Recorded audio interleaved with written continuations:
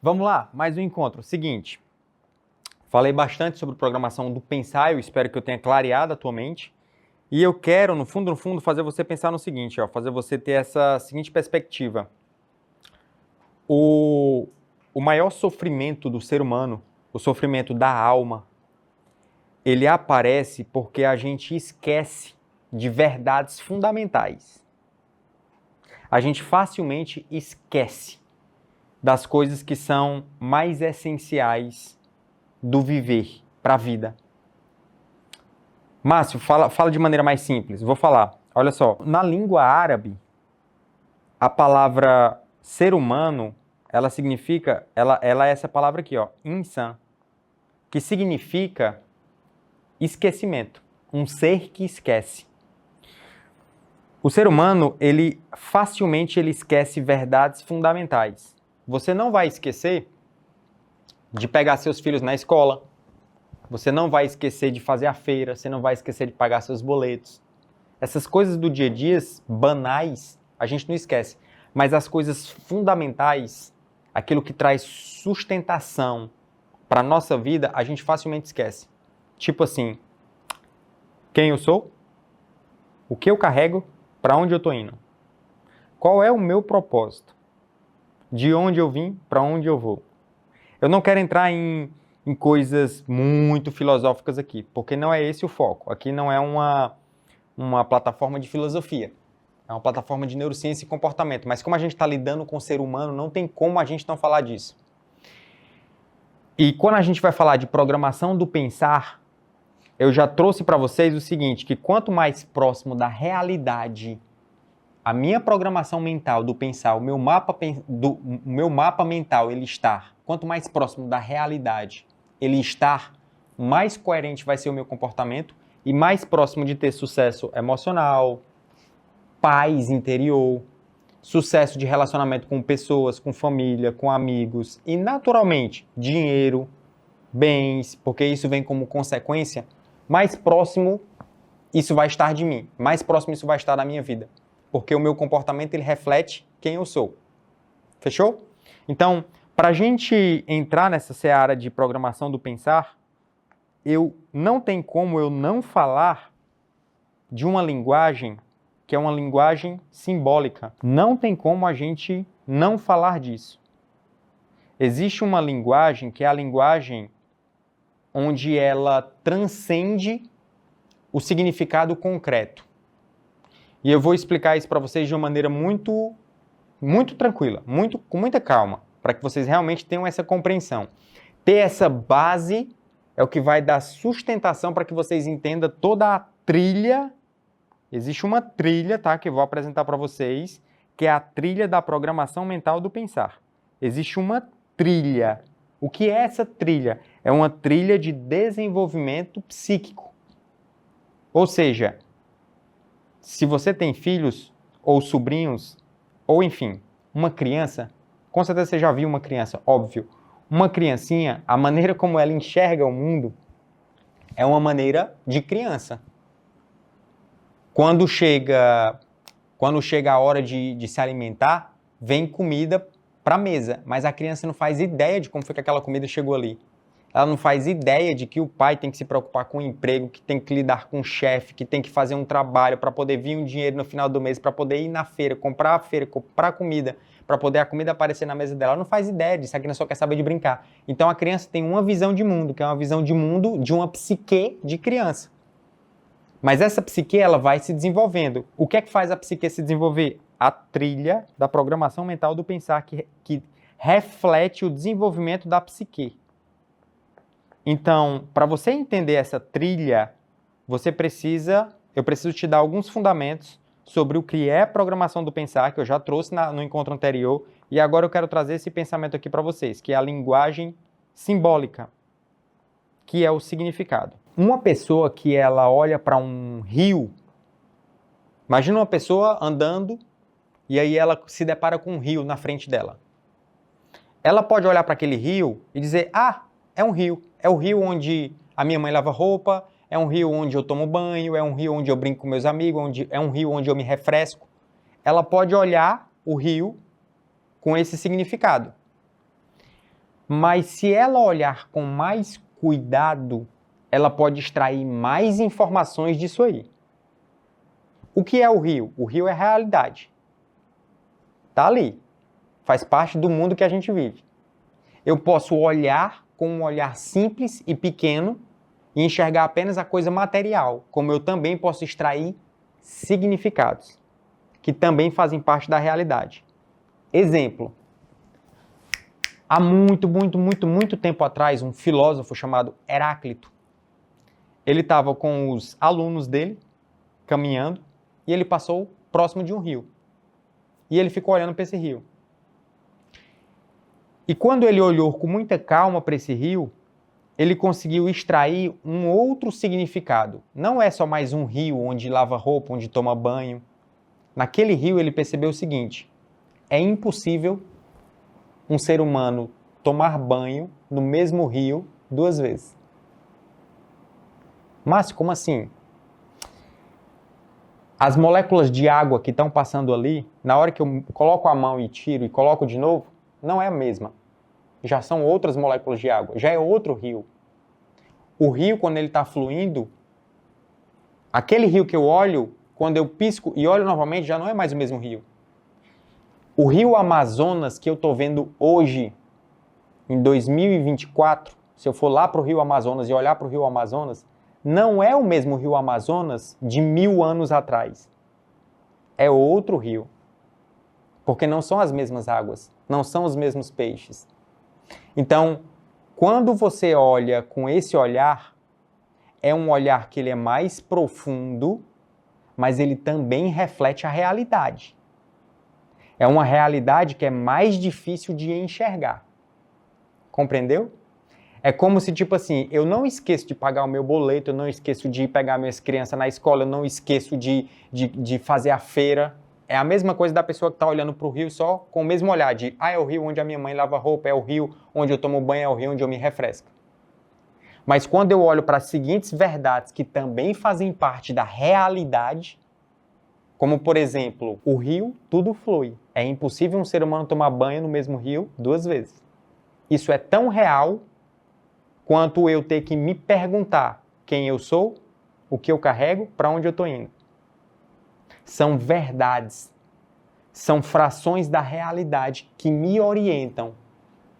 Então, quando uma pessoa ela consegue captar esse olhar, dentro do cérebro dela abre-se uma outra janela de percepção. Ela consegue ver coisas que nem todo mundo está vendo. E se eu consigo ver coisas que são mais apuradas, que são mais profundas, aquilo ali vai dar sustentação para o meu comportamento, para a minha forma de agir. Ou seja, se uma pessoa ela tem senso de propósito de quem ela é, do que ela carrega, para onde ela está indo, ela trabalha de maneira diferente. Ela enxerga o trabalho não simplesmente como um trabalho onde eu estou suportando os meus dias para poder ter o meu salário e ter comida. Não. Eu estou trabalhando com significado. Eu estou trabalhando com propósito. No meu caso, eu sou médico. Eu estou trabalhando para ajudar as pessoas. Eu estou aqui agora, inclusive, fazendo você pensar, porque o meu propósito, ele saiu de ficar simplesmente focando na doença e eu estou focando também na alma. Eu não estou tratando só mais a doença, só mais a dor de cabeça, só a demência, só o Alzheimer, só o Parkinson. Não. Eu percebi que, além da doença, existe um ser humano por trás, existe uma alma por trás. E essa alma, ela também precisa ser tratada. Eu preciso fazer as pessoas terem essa percepção mais profunda, trazer sentido, porque quando você esquece de verdades fundamentais, você vai ter sofrimento. É o sofrimento da existência. É um belo dia você chegar em casa e você não ver sentido. Tipo, poxa, eu tô aqui, eu acordo, despertador toca, eu vou pro trabalho, eu faço as minhas coisas, recebo o salário, tô juntando dinheiro, mas pra quê? Pra quê? Um dia eu vou morrer, e aí? Qual que é o sentido? Essa passagem que eu tenho aqui, qual que é o sentido? Qual que é o propósito? Se você esquece essas verdades fundamentais, você vai viver de uma maneira muito materialista. Viver de uma forma materialista é o quê, Márcio? é você viver baseado apenas em uma realidade superficial. É aquela coisa, eu não esqueço de pagar o boleto, eu não esqueço de pegar as crianças na escola, mas eu esqueço quem eu sou, o que eu carrego e para onde eu estou indo. Só que essas duas coisas fazem parte da realidade. A minha pergunta é, para onde os teus olhos estão direcionados? Só para coisas superficiais? Ou o teu olhar está ampliado e está olhando tanto para as coisas superficiais, que têm a sua importância, mas também para coisas profundas, que está sustentando o teu ser, quem você é? Deu para compreender? Olha só, uma pessoa que fuma não é à toa. Não é à toa que ela fuma. Uma pessoa que fuma, existe um porquê por trás. E é isso que eu quero que vocês comecem a ter essa visão. Sempre que vocês olharem para um comportamento, tentem entender o que é que está por trás. Uma pessoa que fuma, o que faz ela fumar é a parte emocional. Às vezes é a ansiedade. Às vezes é que a vida está tão ruim, está tão cinza, que no momento em que ela fuma, aquilo lhe dá um pouquinho de felicidade. É como se fosse uma pílula que ajuda ela a suportar a existência. Aí olha só, eu posso tratar o cigarro, eu posso tratar o vício do cigarro, ou eu também posso, além de tratar o vício do cigarro, eu posso tratar a alma, o que está por trás. Se essa pessoa ela começa a ver sentido na vida, na existência, no propósito, numa missão, se ela começa a ter senso de missão, senso de propósito, descobriu quem ela é, entendeu a identidade dela, entendeu o papel no mundo, o cigarro perde o papel, perde o sentido. O cigarro, a pessoa olha para o cigarro e nem... Entende? Então, essa é a dor da alma. Essa é a dor da existência. E tudo está relacionado com a programação do pensar. Por quê? Porque a pessoa pode ter uma programação do pensar onde ela só olha para coisas triviais, materialistas, ou essa pessoa ela pode começar a se desprogramar, sempre tentando melhorar e expandindo o nível de percepção. Por que eu falo tanto se desprograma? Porque todas as vezes que eu estou me desprogramando, eu estou crescendo o meu caráter, eu estou crescendo o meu eu, então eu estou ampliando o meu horizonte de percepção. O nosso cérebro, ele entende de forma simbólica. A linguagem simbólica é a linguagem do poeta, é a linguagem da poesia, é a linguagem... O que é que o poeta ele consegue fazer, um artista ele consegue fazer?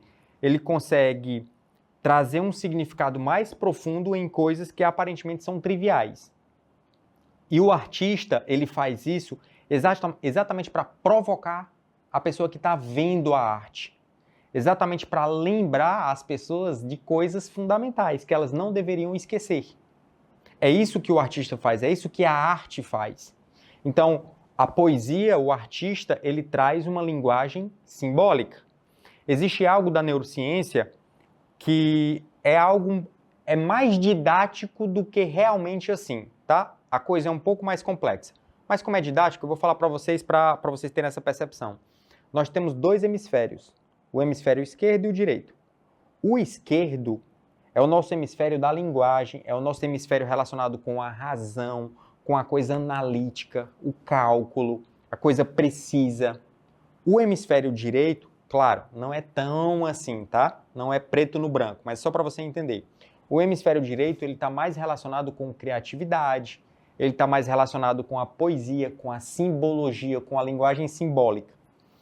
Então, a gente pode enxergar a realidade com olhos muito materialistas, mas a gente também pode olhar de uma maneira mais simbólica. Qual que é a importância de você ter essa percepção simbólica? A importância é de você estar sempre lembrando de verdades fundamentais. Se você esquece de verdades fundamentais, você perde a orientação aqui nesse mundo. O seu senso de orientação. O seu senso de propósito, de significado. Então, a linguagem simbólica, ela consegue extrair significado. Exemplo, uma ampulheta. O que é uma ampulheta? Uma ampulheta deixa eu até desenhar aqui para vocês lembrarem. Uma ampulheta é aquela coisinha que é assim, né? Tem aqui. mais ou menos assim. E aqui tem uma areiazinha, e essa areiazinha ela vai caindo de maneira lenta até passar toda para o outro lado. Então a ampulheta ela era um material que era usado em civilizações muito remotas, muito antigas. Ali tem um símbolo. Qual que é o símbolo da ampulheta? É o símbolo de que o nosso tempo ele é limitado. É um símbolo. Então, se eu sonho com uma ampulheta, o meu cérebro ele está trazendo não só uma ampulheta material, mas ele traz a simbologia. O sonho ele é algo muito simbólico. A linguagem do sonho não faz sentido, né? A linguagem do nosso sonho não é uma linguagem organizada, não é um pensamento organizado. O sonho é todo maluco, é todo surreal. Mas o sonho é simbologia pura.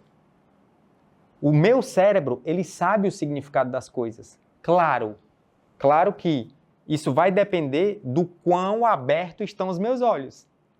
Se eu sou uma pessoa com a cabecinha desse tamanho que não estou lendo, não estou buscando, não estou ampliando os meus horizontes, não estou me desprogramando, claro que o meu significado ele vai ser menor. Agora, se é uma pessoa que está sempre querendo ampliar o nível de percepção, os horizontes, claro que esse significado ele vai ser mais apurado, o significado da realidade. Aquele mesmo exemplo da pessoa, do filósofo que está olhando para o rio.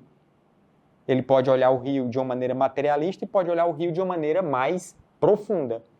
As duas realidades estão ali presentes. Só que como é que eu vou enxergar de uma maneira mais profunda? Quando eu parar, com calma, olhar e refletir. Jesus ele falava através de parábolas. E teve um momento em que os discípulos eles chegaram e diziam: mestre, por que você ensina através de parábolas? Aí ele fala assim: porque tem pessoas que estão vendo, mas não estão enxergando. Estão ouvindo, mas não estão escutando. Ou seja, uma pessoa ela poderia escutar aquela historinha e dizer: ah, beleza. Jesus estava contando uma história em que uma pessoa estava caída no chão, aí veio um levita, passou para o outro lado da rua e foi embora, veio outra pessoa, até que veio contou uma historinha. Mas uma outra pessoa que para, olha, escuta, reflete, ele vai extrair significados. Você acha bem que o Filho de Deus ia contar só uma historinha? Claro que aquela história tinha cheios de símbolos, era cheio de símbolo, era cheio de significado. O livro de Apocalipse, por exemplo, já falando da Bíblia, é um livro simbólico, cheio de símbolos, linguagem simbólica. O que é a besta? É um símbolo. Então, olha só, o símbolo, ele é algo onde eu consigo... Como é que eu posso explicar? Por definição, o símbolo é. Certo? Por definição, o símbolo ele tem presença, ele existe. Então, olha só, se você pode extrair símbolos, significados na natureza. Na natureza você pode extrair vários significados, vários símbolos, igual como, por exemplo, quando você olha para um rio, você pode extrair símbolos dali, você pode extrair significados daquilo ali. Aí, olha só, existem símbolos que são naturais, como, por exemplo, são símbolos que estão na natureza, como, por exemplo, um leão. Quando eu olho para um leão, eu posso olhar um animal, mas eu também posso olhar a presença da majestade, do reino, do reinado. É um símbolo. O leão, ele traz esse símbolo. Por quê? Porque o leão, ele é imponente na selva. O leão, onde ele chega na presença da selva, os animais, eles respeitam aquela presença. É um símbolo.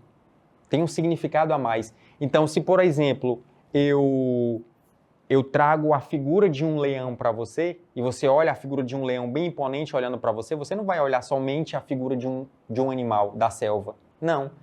Aquilo ali tem algo que vai mexer com você. Porque o símbolo, ele tem essa particularidade, ele penetra na gente. O símbolo, ele é. O símbolo tem presença. E o nosso cérebro, ele tem uma linguagem simbólica. Assim como também tem uma linguagem analítica. Então, é importante você ter esse significado simbólico para você realmente entender a programação do pensar. Aí, olha lá. Preste atenção. Eu falei para vocês que a programação do pensar é a maneira de você enxergar o mundo, certo? Existe um psiquiatra chamado de Carl Jung. Você já deve ter ouvido falar. O Jung, ele começou a estudar civilizações de todas as eras, várias culturas. E o Jung, ele estudava civilizações passadas, de antepassados, porque ele não queria estudar, na época, né, as pessoas da Europa, porque ele já sabia que aquela cultura ela estava contaminada com ideologias. Então ele começou a estudar várias culturas, de várias eras, culturas que estavam não contaminadas por ideologias, né? Culturas que estavam mais isoladas, enfim. E ele começou a perceber padrões. Ele começou a perceber que, tipo assim, os mitos... O que é um mito, Márcio? Imagina uma civilização super antiga. Existiam histórias que iam passando de pai para filho, de geração em geração. E ali foi gerando lendas, foi gerando mitos. Esses mitos... O pessoal da antropologia, da sociologia, consegue explicar isso muito melhor do que eu. Mas esses mitos, eles tinham um papel, que era um papel de tentar explicar a realidade. Explicar o significado das coisas. E aí a gente vai ver os mitos nórdicos, né? Que aí vem Thor, e aí vai. Os mitos, por exemplo, da Grécia, e aí vem Zeus, Afrodite, todos aqueles mitos, enfim. Então, o Jung, ele estudou tudo isso, e ele percebeu padrões. E quando ele começa a perceber isso, e ele entende de linguagem simbólica, ele vai começar a perceber que a maneira de enxergar o mundo, ou seja, as programações mentais, a forma de pensar, a forma de agir, a forma de interpretar a realidade, existia um padrão. E esse padrão ele acabou chamando de arquétipos. Ele traz uma interpretação mais profunda, tá? Tem pessoas até que falam que é algo meio místico, que eu não concordo muito, mas você pode olhar por esse ângulo. Eu não olho por esse ângulo, eu olho pelo ângulo do comportamento, porque realmente tem um fundamento muito aprofundado e tem um fundamento que faz muito sentido. Então, olha só, quando a gente pega toda essa ideia do Jung, eu consigo fazer com que, de uma maneira muito didática, você perceba que a tua mente, ela tem padrões de funcionamento, modos de você enxergar o mundo. São programações do pensar.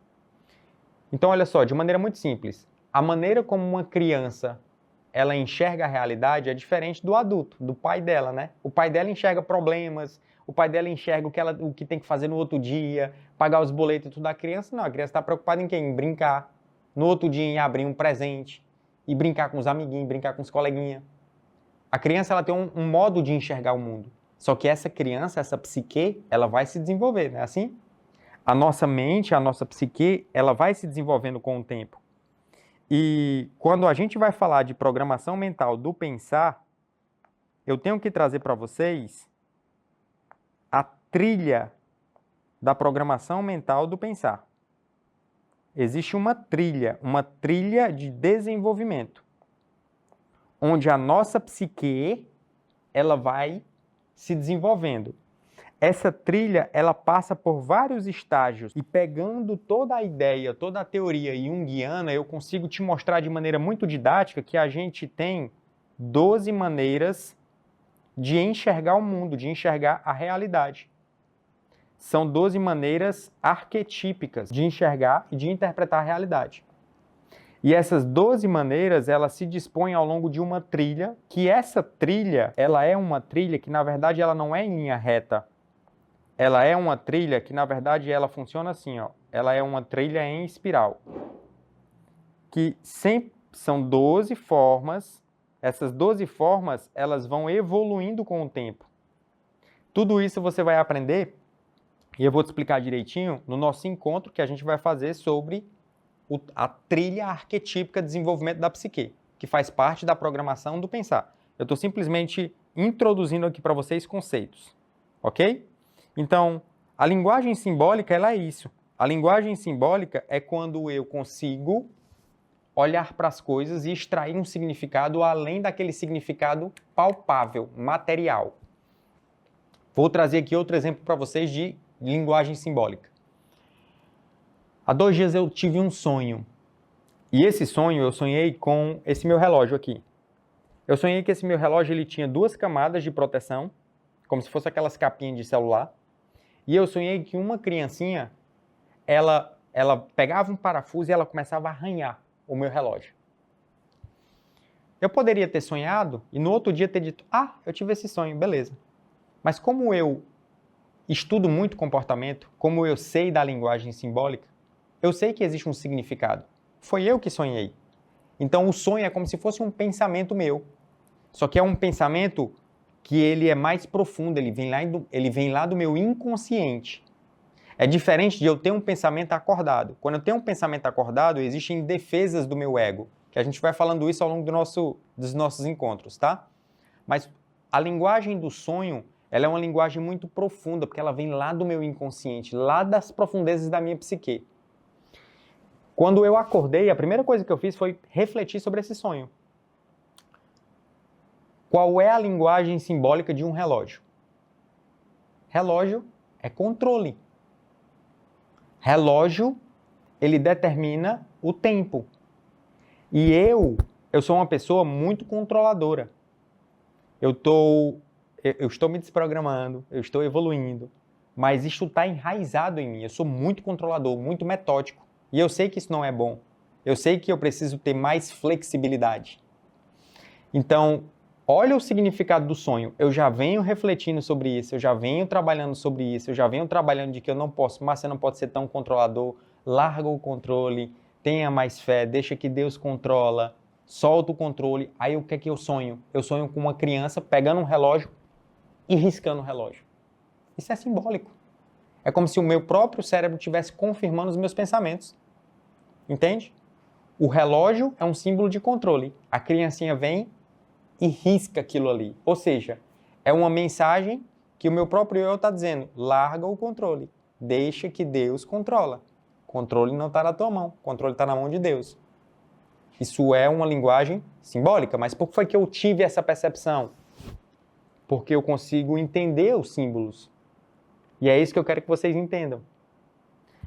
Então, por exemplo, quando você olha para o fogo, quando eu falo assim, nas minhas lives, todos os dias, né, eu falo, cara, se eu falar algo e a tua cabecinha explodir, coloca o foguinho. Por que eu coloco o fogo?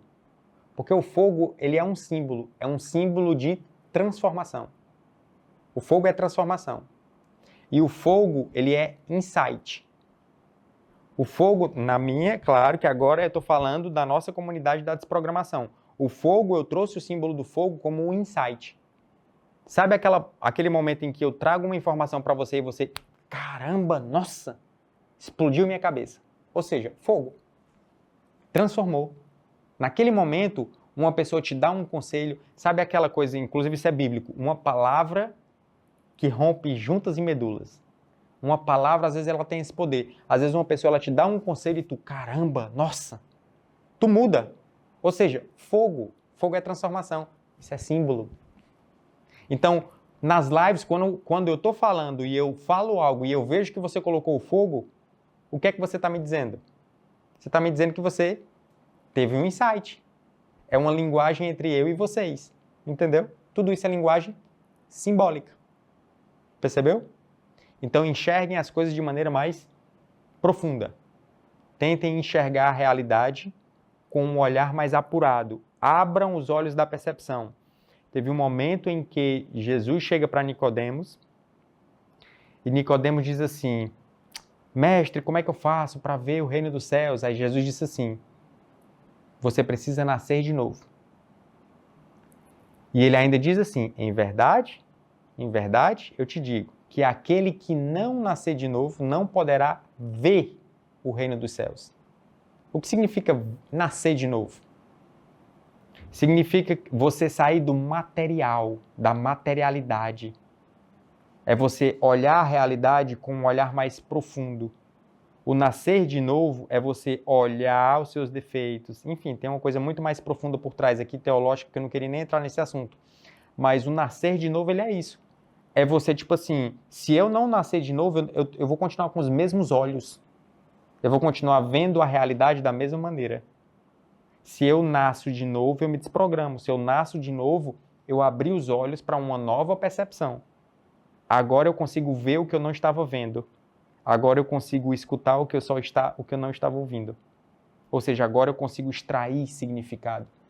E quando eu extraio o significado, eu começo a entender quem eu sou, o que eu carrego, para onde eu estou indo. Beleza?